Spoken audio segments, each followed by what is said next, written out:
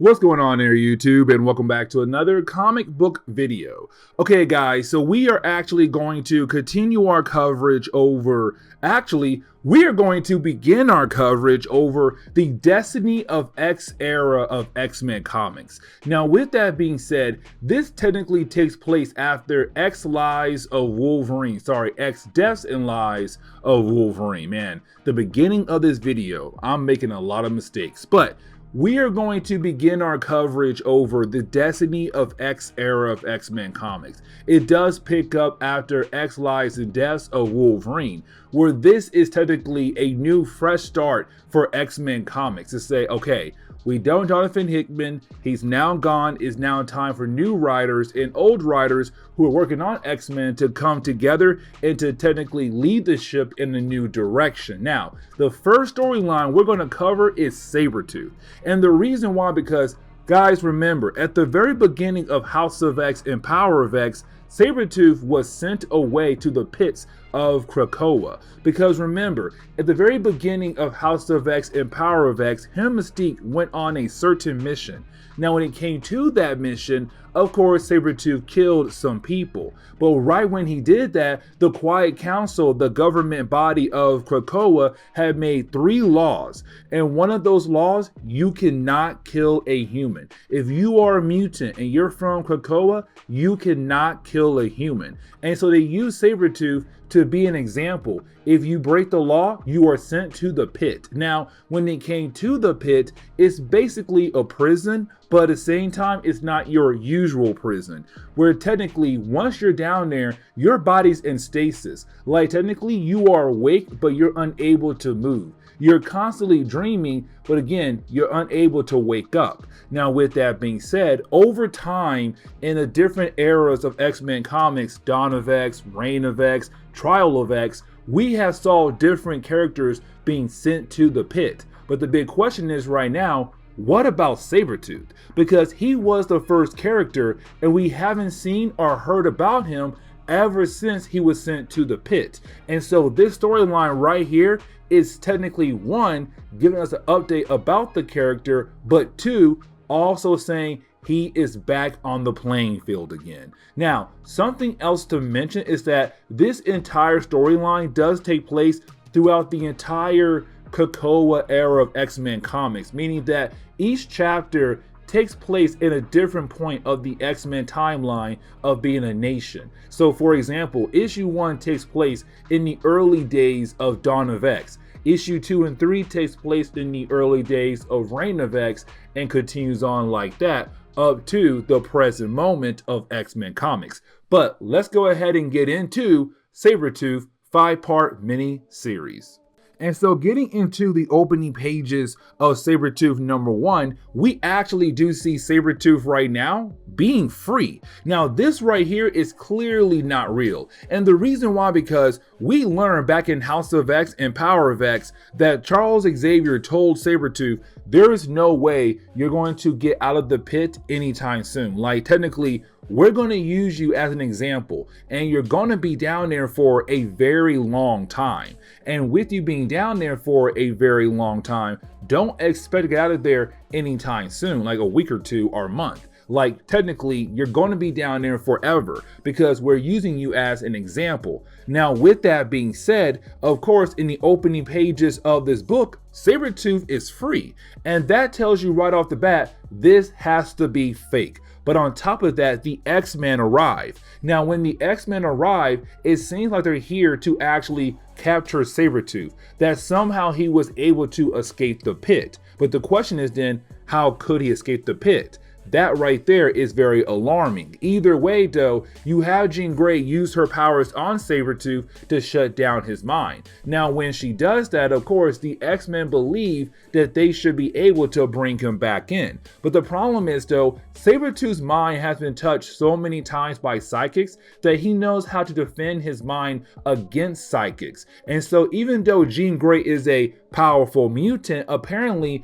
his mind is so protected, there's no way that just her should be able to actually shut down his mind. That technically they need at least 2 psychics to do that. Either way, at first it did seem like his mind was shut down and they could bring him in, but of course he was faking it, and he does kill off the entire X-Men group. Cyclops, Jean Grey, Wolverine, and Nightcrawler, bam, bam, bam, they're all dead. Now, of course, we all know this right now is not alarming because at this point in Marvel Comics, the X-Men do have a way of coming back to life. But right now, it's kind of like, man, Sabretooth just went ham on these guys. He literally killed every single one of them just like that.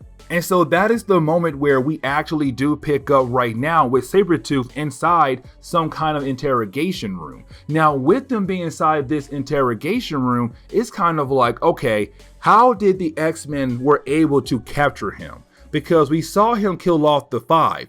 How did they get him though? But then you have Cypher walk into the room. Now, when it comes to Cypher, you have to remember that he has the ability to communicate with anybody across the universe because he's able to speak any language across the universe. Now, with that being said, it's also him saying, listen, the reason why I'm here right now because I'm the only person who can technically communicate with the island itself. But on top of that, we want to know how you were able to escape the pit. And so right now, we're still left to believe that somehow Sabretooth was able to escape the pit, the prison of the island, because apparently it shouldn't be possible. But then you have Sabretooth cut off the head of Cypher. Now, at first, you'd be like, okay, Cypher is dead. But then you have Cypher continue to talk. Now, when he does continue to talk, that is the moment you realize this is fake. But on top of that, you realize Sabretooth never did escape the pit. That technically, he is still inside the pit, the prison of the island itself. And guys, remember, Charles said your body cannot be moved at all. Like technically, you're in stasis. You're unable to move. You're unable to think. You're just there in the middle, floating in the pit, and that is it. And so this is Cypher saying, listen, me and the island, Krakoa, we believe that technically that is wrong. Like, yes, you did break a law. Yes, you must be punished for it. But at the same time, though, it's not fair that you are unable to move and think. And so we're here to say, unfortunately, you can't move, but we want to give you the ability to think so that at least you're able to imagine and think about different things and not have your mind no longer shut down. Now, Sabretooth, he's down with the idea of now having the ability to actually think, because now it's kind of like, okay, he does have some kind of freedom. But this is also the moment where we come to find out that this takes place at the very beginning of like Dawn of X. And the reason why I'm saying that because you have Cypher say you're the only person right now inside the pit. And that right there should tell you, okay, we're at the very beginning of the time the nation was born. Because with Dawn of X, Reign of X, and also Trial of X, we saw other characters be sent to the pit. But right now at this point, it's like, no, it's just you, Sabretooth, and no one else. Either way, you do have him basically agree to the deal, and so now his mind is able to think. And so that is the moment where we do get more information about the idea of Sabretooth being able to think. And what I mean by that is right now we have some kind of mindscape. Now, when it comes to this mindscape, it's technically only here in the pit. And because Sabretooth is the one right now, the only person in the prison, technically this is his area. This is all his to himself. And so with this mindscape, he is able to imagine anything he wants to imagine. So for example, him going on a killing spree, killing off different members of the X-Men, or him being able to join different kinds of teams across Marvel Comics. And so that gives us a lot of information right there saying, listen, The reason why Cypher said we're giving you the ability to think is because now there's a mindscape here in this area of the pit.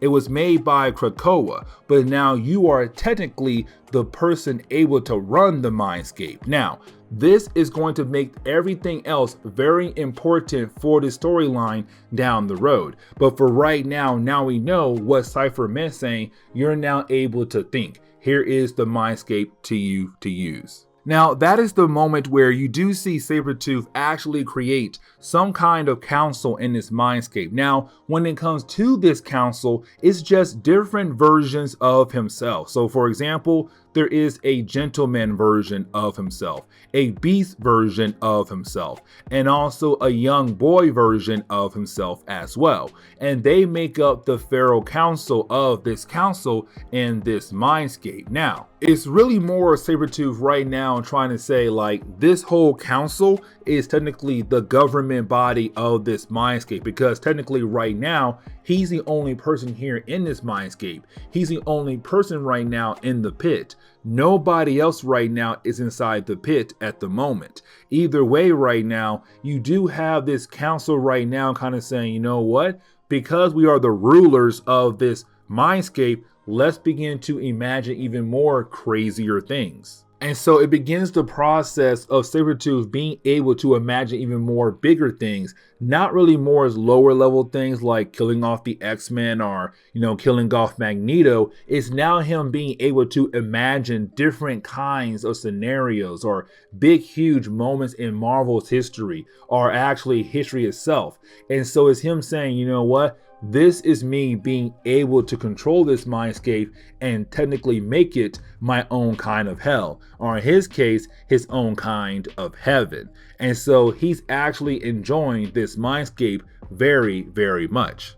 But then this begins the process of kind of telling us what's going to happen down the road in this storyline. And what I mean by that is, while you have Sabretooth right now in this mindscape, you do have like a astral version of himself keep popping up in different areas of the island. And some people actually do see him, but again, that should not be happening, because right now it seems like because you had Cypher and Krakoa give him the ability to kind of be the ruler of that mindscape in the pit, it seems like right now his mind is actually connected to Krakoa itself. And so right now it seems like he is technically popping up in different areas left and right of the island, and people are seeing him or just barely missing him. But the question is right now, how is that even possible? How in the world is an astral version of himself right now being able to pop up left and right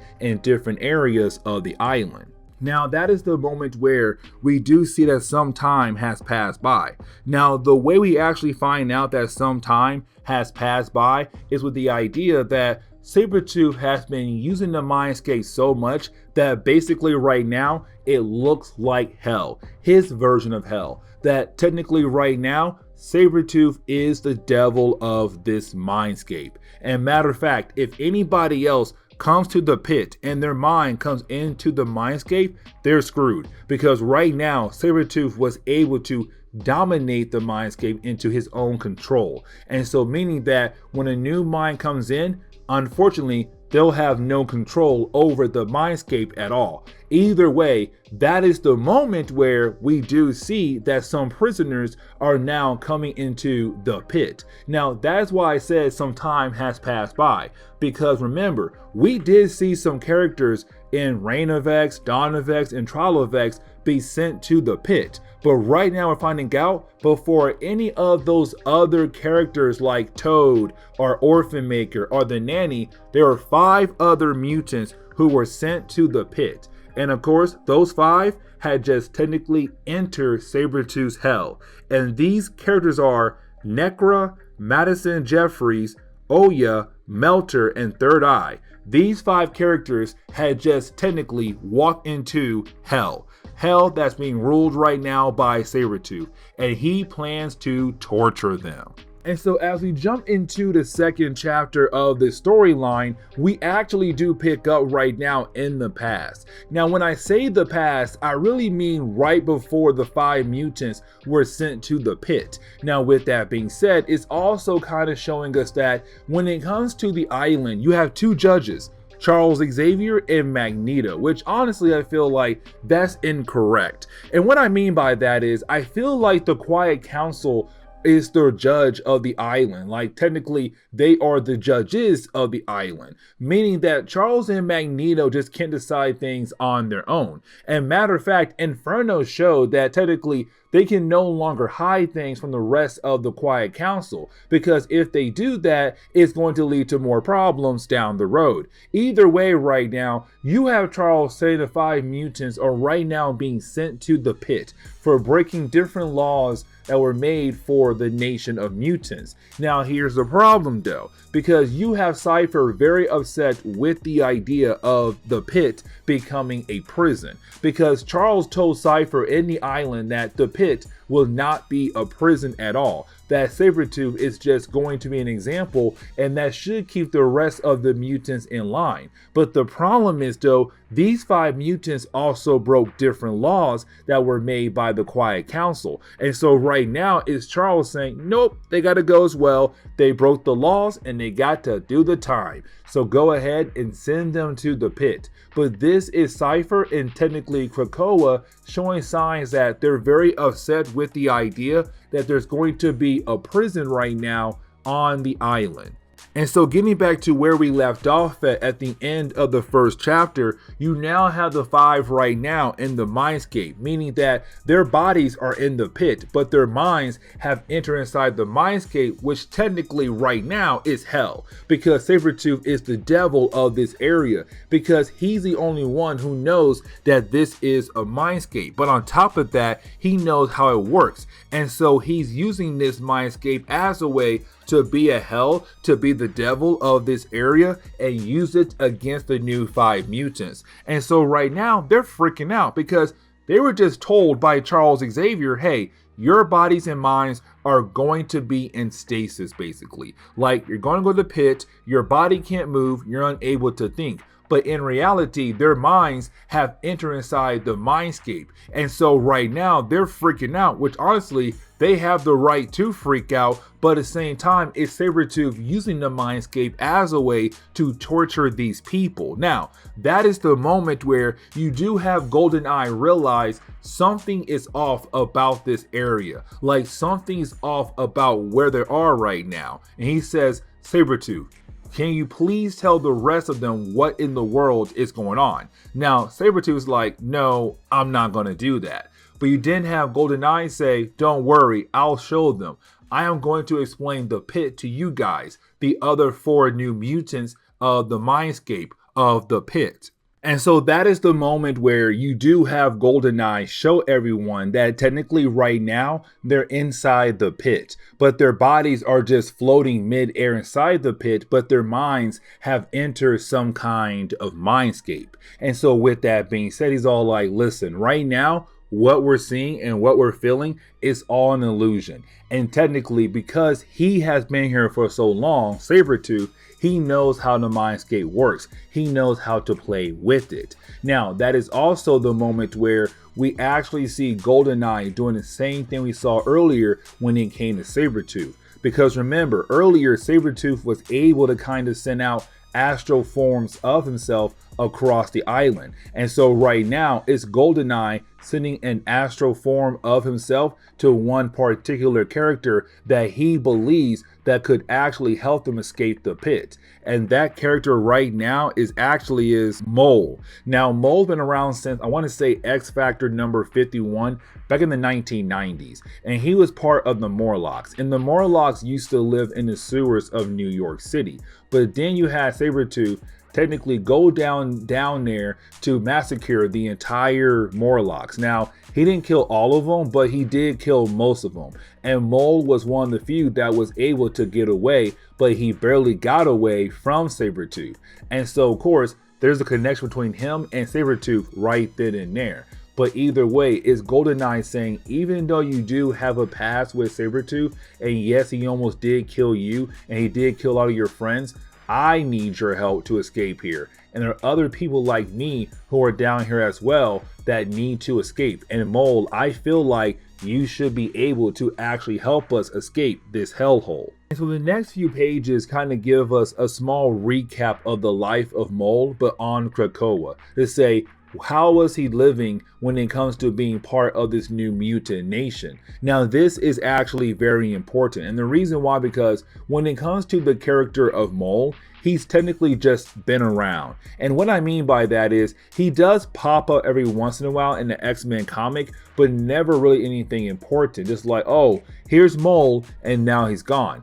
Now, for the sake of this storyline, he is actually very important. And the reason why, because right now we see something happen to him in these 2 pages, that when he first arrived on the island and he tries to talk to different people on the island, especially very important people like Apocalypse, but also Storm, Angel, and Wolverine, every single one of them ignored him because they all had to be somewhere very important. And so it's Mole feeling like, even though this island is supposed to be paradise for mutants, right now he feels like he's alone, that he has no one to actually talk to. And that right there will be very important down the road for this storyline. Now, that is the moment where we actually do jump back over to Sabretooth and the other 5 mutants who are right now in the Mindscape. Now, with that being said, this is also the moment where we kind of learn why each of the characters right now are in the Mindscape. Now, you do have Sabretooth actually change the Mindscape to look like a prison, and right now Charles Xavier and Magneto are technically the wards of this prison. Either way, right now, like I said earlier, this is the moment where we do learn how each character technically got involved by going into the pit. And so that is the moment where we do learn that Necra and Oya, they broke the second law. Mutant murders no man, meaning that these 2 characters had killed off some humans somewhere, and of course Charles found out, and so that law being broken, they got sent to the pit. Now, Madison, Jeffries, and Melter, they broke the 3rd law, which is respect the sacred land of Krakoa, meaning that please do not harm the island, because when you do, a lot of bad things happen. And apparently when it came to Melter, he didn't realize that law was so important because he was just out there testing his abilities, and of course it damaged the island. Now, Third Eye broke the 1st law, which is make more mutants, meaning that possibly Third Eye was not down the idea of, making more mutants someone. He wanted no children at all. Either way, right now, those are the reason why these 5 mutants are right now in the pit. Either way, it's Sabretooth saying this is perfect, because now with us 6 and us being able to kind of work together and we're motivated to escape the pit, we are going to find a way to actually escape the pit. And so this begins the process of Sabretooth right now trying to find a way to escape this place along with the 5 new mutants that he had just met. And so that is the moment where we do jump into the 3rd chapter of this storyline. Now, when we do, we actually pick up right now with the Melter in the past. Now, this kind of shows us that the Melter was actually warned at least once when he was breaking the 3rd law, which of course was protecting the sacred land, or to respect the sacred land. Because when it comes to the Melter, like his name basically says, he has the ability to melt things. But when it comes to the Melter, he never truly had full control of his powers. And matter of fact, he kills his parents off in the past when his powers first had manifested. Either way though, when it comes to Melter right now, or in the past actually, before he was sent to the pit, he was outside just practicing his powers. The problem is though, he did cause a huge explosion. Now, when it came to this huge explosion, it did damage the island. And again, he broke the law by doing that. But Charles Xavier had appeared and say, listen, this is your only warning, because when you do something like that, it takes a lot of energy for the island to recover. But on top of that, the island gets that energy from our life force. And so when you did that, a lot of mutants were passed out because a lot of their life energy was drained by the island so that it was able to recover from what you did. This is your only and final warning. Now, at the same time, the Melter wants to be, more important on the island. And so apparently he has been trying to find the Quiet Council meeting place. And that tells us right off the bat that other people don't really know where the meeting place is for the Quiet Council. Only the select few knew. And so right now, yes, the members of the Quiet Council know, but also some other members also know. But when it comes to Melter and also new people to the island, they have no idea where the Quiet Council meeting is actually yet. Now remember though, we found out just right here and now that technically he was warned about not to break that third law. And of course he did, which means that is why he had arrived at the pit. And so that is the moment where we actually do pick up right now back in the Mindscape. Now, when we do, we actually pick up right now with Sabretooth and the others escaping a prison. Now, of course, this is the Mindscape, so this is not real. But it's Sabretooth right now representing the idea of them and the others right now escaping the Mindscape. And so what he's saying is that there is a way for us to escape, but we're gonna need help from people from the outside of the pit to basically help break us out. And he says that he remembers that when he first arrived in the pit and he was given the ability to think and build this mindscape, that his mind or his body was able to kind of transfer to different areas across the island. Like somehow he is connected to the island.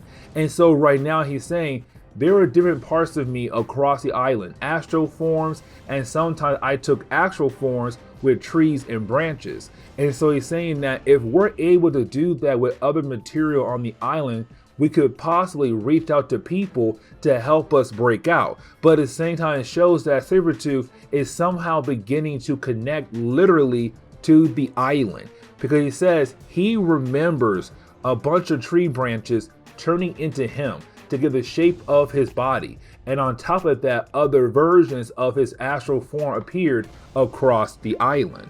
And so that is the moment where we do pick up with Necra and also Oya. Now, when we do, we actually see them right now technically being able to manifest themselves somewhere else on the island. Now, with that being said, they're made out of sand and stone right now. But either way, they now have the ability to actually communicate with someone to hopefully convince someone to begin the process of actually escaping the island or the pit. Now, with that being said, that is the moment they do run into, of course, Prism. Now, when it comes to Prism, her body is just literally in a prism form. Either way right now, she's close friends with Oya and also Necra, where you have Necra and Oya say, listen, we were technically put on trial in a secret court, and because we broke laws, we were sent into the pit. And so right now is her saying, Prism, we need your help to help us escape the pit. Can you do that? And this is the first person now involved to actually help out. Now, this is going to be very important, and you'll see what I mean as we get into the 4th and 5th chapter. And so that is the moment where we do see Third Eye manifest in the room of Mole. Now, when Mole comes back to his room, of course, he is confronted by Third Eye. Now, this is the moment where we do learn that there was some kind of time jump. And what I mean by that is the first time Third Eye had technically manifested in this area or on the island in front of Mole, it was a long time ago, because you have Mole say, I haven't seen you in so long, which tells us right off the bat that time moves differently in the mindscape in the pit. Either way right now, with Third Eye being able to technically manifest himself on the island once again, he's now communicating with Mole about the idea of making up a game plan to technically break out everyone from the pit. Now, here is the big thing though, because you have Mole say he has been able to kind of move around freely on the island and spread rumors across the island without anyone kind of tracing it back to him. And the reason why, because he's a nobody. Now that right there is actually very important. And the reason why, because you have Third Eye say, wait a second, this island said to us that technically everyone here matters, but you're saying right now you don't matter. And he said, yes, I don't matter. And that's very important because you have the Quiet Council. They are very important. You have the captains. They are very important. But if you're not in a role that's technically protecting the island or kind of helping the island, you are technically not important. You're just a nobody. And so I'm able to move freely on the island and spread rumors about Charles Xavier in the Quiet Council, which means that I am now getting more and more people on our side to technically help us break you out of the pit. And so that is the moment where we do pick up with Melter. Now, when we do see Melter right now technically arriving at the Quiet Council meeting spot. Now, this is actually very important. And the reason why, because we have to remember, the Melter never been to the Quiet Council meeting spot. So he has no idea what it looks like, but Sabretooth does. But also on top of that, if people are going around right now and technically trying to recruit other people on the outside world to help them break outside the pit, when they do manifest in different areas of the island, they're made up of different materials from the island. Except when it comes to Melter, he looks normal, which means that this place right now is not the real Quiet Council meeting spot, which means that the Melter never did try to go somewhere else on the island. His mind is still right now in the mindscape, and of course Sabretooth still rules over the mindscape. And so right now it's Sabretooth saying, you never left. But on top of that, I feel like y'all's plan is honestly a bad idea. But on top of that, I gave you guys different people to actually find who could actually help us break out of here. But instead, each and one of you guys are finding different people who are not as bad as the ones I told you guys to go out and recruit. Now, here's the thing though. We also find out that Melter still believes in Charles Xavier. That right there is huge because the rest of the prisoners in the pit, they no longer believe in Charles Xavier. Matter of fact, they're trying to ruin his name by saying, hey, look at what he did to us. He locked us up. And so right now they're trying to do that in the outside world, but Melter still believes in Charles Xavier. And so right now it's Sabretooth saying, no. We can't have you right now over here believing in Charles Xavier. You will technically ruin my plans, but also your friends' plans as well. Now that is the moment where we come to find out that even though they're in the mindscape and right now their bodies are technically floating in midair on these vines, apparently their bodies are beginning to move closer to one another. And that's the thing right there. Their minds are beginning the process of being able to actually recontrol their bodies. Not completely, but just good enough. And the reason why I'm saying that because it's Melter now saying, look, I'm able to now get control of my body just enough to use my powers. When I last checked, I was near you, Sabretooth. And so that is the moment where you actually have Melter use his powers in the real world on Sabretooth's body in the pit, which of course does cause a small explosion. And so that is the moment where we do jump into the 4th chapter. Now, when we actually jump into the 4th chapter, we actually do pick up right now with Third Eye telling us that he was able to save the others. And what he means by that is when it came to Melter's attack, Melter was actually attacking the real body of Sabretooth. But with that attack happening to Sabretooth's body, it was sending huge feedback to the mind of Sabretooth. And with that huge feedback, it was going to actually shock the mind of Sabretooth. But Sabretooth's mind is also connected to the mindscape. And Sabretooth's mind is the one in control of the mindscape.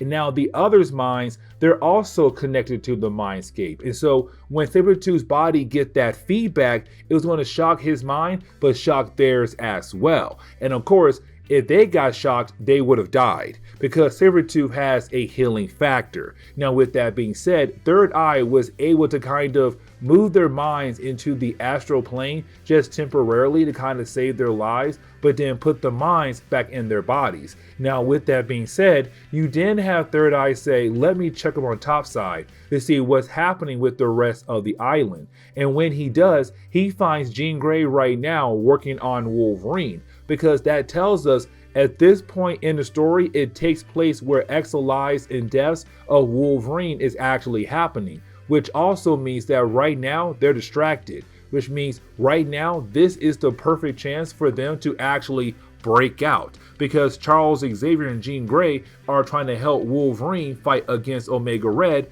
in the past. Now that is the moment where we actually jump over to Prism. Now when we do, it's right now Prism and also a girl known as Shark Girl right now working together to modify the boat that belongs to Prism. And the reason why, because it seems like right now this boat is going to be used by the prisoners to get off the island once they're able to actually escape the pit. And so right now they're modifying the boat, and right now you have Prism telling Shark Girl to hurry up and finish her part so that the boat can be ready for them. Now that is the moment where we actually pick up with Sabretooth. Now when we do, it's right now Sabretooth telling us that his mind is technically recovering after being attacked by Melter in the real world. And so while his body and mind is recovering, he's right now kind of reliving some dark moments in his past life, and of course his old home where he grew up in. Now that is also the moment where we kind of find out that Sabretooth is actually getting better when it comes to manifesting himself in different parts of the island. Because that is the moment we kind of find out that while his body is recovering and so is his mind, he's also trying to technically appear somewhere else on the island, and more branches are able to kind of make shape of his body somewhere else on the island. And it kind of shows that maybe something else is happening with Sabretooth, that maybe right now he is technically building a connection with Krakoa, and that right there is actually very important.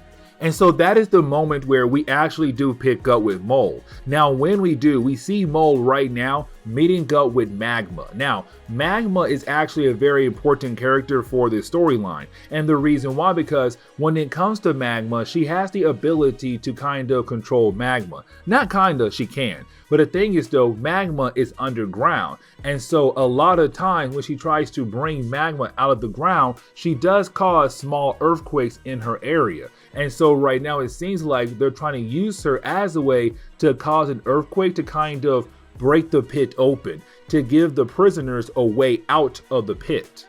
And so that is the moment where we actually do pick up right now with Sabretooth and the other prisoners right now in a particular memory of Sabretooth, but in the mindscape. Now right now it's technically Sabretooth saying that he realized that he needs the help of the others if they're going to be able to actually escape the pit. But on top of that, he realized that he used to believe in the words of Charles Xavier and Magneto when the nation was being brought together, saying like, at first I believed in the idea that Krakoa could have become utopia for all mutants across the world, but on top of that I believed that I had a new chapter in my life, meaning that a new beginning, because I believe that with them forgiving all of the bad mutants for all the things they did across the world, I was also forgiven. And I believe in the idea that we were going to show the humans that mutants are better than humans. But then when it came to me killing one particular person,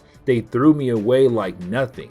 And so it shows that when it comes to Charles Xavier and Magneto, no, they're not better than humans.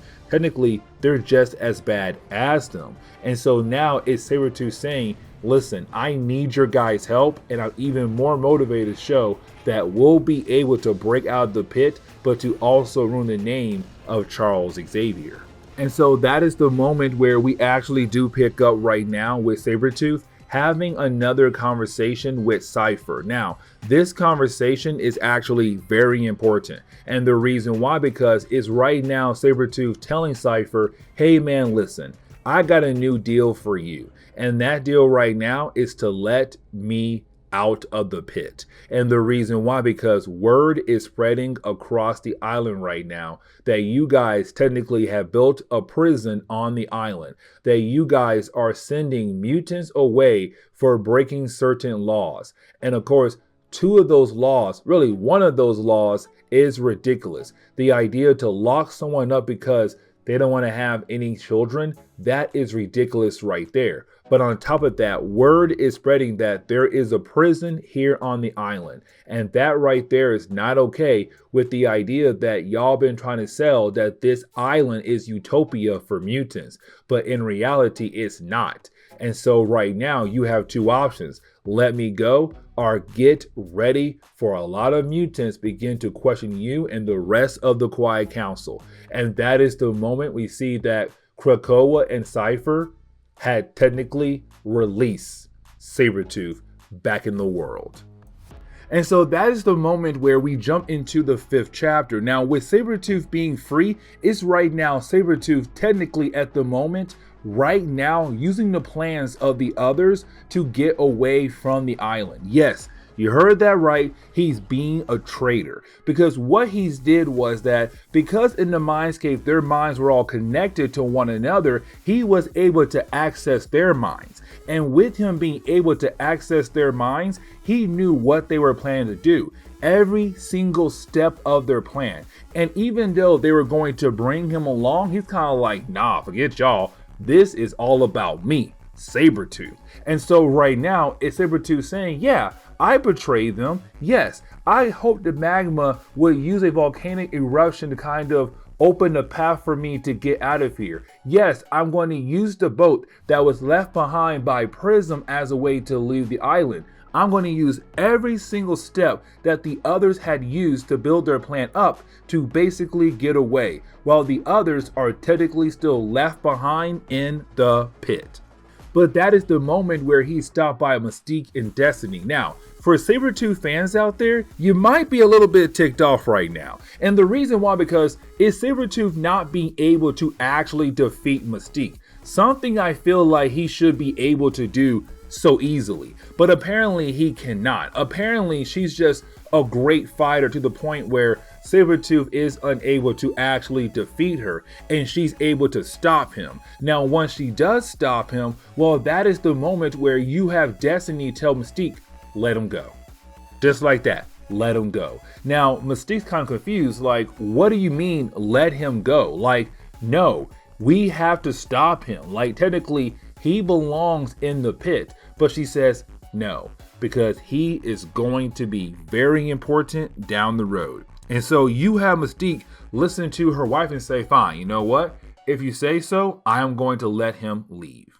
And that is the moment where we actually jump over to the rest of the prisoners in the pit. Now, when we do, they are confronted by, of course, Cypher. Now, this is Cypher right now telling them, hey, listen, technically Sabretooth got away. He is now gone. And so basically, I'm sorry, but he took your plans and made his own plans and now he got away. And I need your guys' help. And so right now, it's Cypher technically saying, I need you guys to technically go after Sabretooth and bring him back here. Now, here's the big thing though, because that is the moment where we see that they're technically out of the mindscape now. Now, at first they were in the mindscape, but now they're out of the mindscape. Now, with them being out of the mindscape, we kind of find out that there were certain parts of the pit that was actually altered. So meaning that even though Sabretooth's mind was in the mindscape, and of course that was an imagination area, apparently somehow with him being somewhat connected to Krakoa, parts of the pits was actually changed into what Sabretooth had earlier when he was making his own version of hell in the mindscape. And so somehow he was able to alter this area. And so right now it's kind of like, listen, I just need you to bring him back over here. Not because he's escapee, but because he now has some kind of connection to the island or to the pit. And so that is why I need you guys to bring him back here. And so that is the moment where we are reminded about the other characters that were technically locked away in the pit. So for example, like Toad, the nanny, and Orphan Maker, they were all put away for different reasons when it came to being on the island. And so right now it's kind of like, okay, these characters right now, they can now play a role now again to go after Sabretooth as well. Because right now it's Cypher saying, I want all you guys to technically work together to hopefully bring him back over here. Because the more the merrier. But on top of that, you guys should technically be able to actually capture him and bring him back. Now, of course, you didn't have the story kind of focus on Charles Xavier, but also the people of the island. And what I mean by that is we're now at the point where word has gotten out with what Charles Xavier and Magneto were technically doing, meaning that with the idea of having that prison on the island. And so with them having that prison on the island, of course, rumors have been spread across the island with the idea that if we break a law, we're going to go to some kind of hell prison. And when we get to that hell prison, our bodies are shut down. We can't move. We can't think. Now, of course, they could technically think, but they don't know that. But either way, now the rumors are being spread around the island that there is some kind of prison on the island to lock away bad mutants if they do something wrong. But the problem is, though, all three laws are looked at by mutants as bad laws. And what I mean by that is there's a law where it says make more mutants, meaning that have children. But some mutants do not want to have children. Then you have the law where it's like you can't attack a human or you cannot kill a human. Now, does that mean I can't defend myself if they attack me? If they do attack me and I do kill them, what happens then? You see what I'm saying? These laws right now are technically not perfect laws. And so now you have mutants on the island kind of like wondering if they break one of those three laws, will I be sent to that prison? That's kind of like a hell. And so now it's a bad picture painted of Charles Xavier and Magneto. Now that is the moment where we actually do jump over to Sabretooth. Now, when we do, is Sabretooth right now thinking that he's in the clear? That technically right now, he is going to be able to actually get away, because with him being on the boat and right now technically far away from the island, everything should be clear. The thing is though, while in the middle of the ocean, well, that is the moment his ship is stopped and he is actually grabbed by some kind of hovercraft. And this hovercraft belongs to Orchis. And Orchis is here right now to technically capture Sabretooth. Now remember, Orchis is this not really a new group anymore. They've been around for a very long time. Not a very long time, but since 2018, so 5 years. Or that's 7. Bad at math right now. Either way, they've been around for a while, and they were made by Jonathan Hickman, but they're a new group out there that's trying to get rid of mutants. And so right now, with them kind of grabbing Sabretooth and making him a prisoner, it's him right now just going into another prison. Now we do jump back over to Destiny and Mystique. Now when we do, we have to remember that Destiny has the ability to see possible futures, and that right there is actually very important. And the reason why, because she saw something come down the road when it comes to Sabretooth. And so you have Mystique ask her what she saw, and Destiny is not telling her jack nothing. But on top of that, she says, we have to let the other prisoners go so that they'll be able to get Sabretooth, and when they do, it's going to lead to something very big down the road. But we have to let everything go in its own kind of pace. And now is Mystique wondering, what did Destiny see?